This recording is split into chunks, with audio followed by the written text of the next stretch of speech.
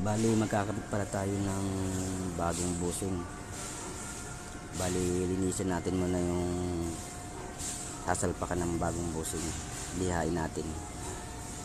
Bali pang likod to mga boss. Yan, lihain lang natin yan hanggang medyo kuminis para yung kakabit nating busing hindi mabusalsal yung pinakalata nya. Kasi kung marumi yan at paluin natin, mabubulsasal lang yung pinakabusing na bago. Saka pagkabit ng mga boss, lalangisan natin. Yan, saka natin kakalat yung langis sa loob.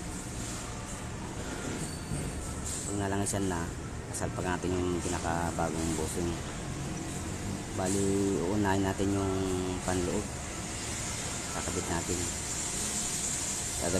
Gagamitin natin siya ng pinagabawal na technique. Bali yung cover na ginamit ko dyan, yung pinaka bolt nya saka yung pinaka shackle, yan yung ginamit ko. Bali lalagyan mo siya ng washer sa labas saka nut, iikpitan mo lang yung nut hanggang pumasok siya sa mismo pinaka shackle nya. Yan lang boss ang pagkakabit nya para hindi mapasalsal. Salamat.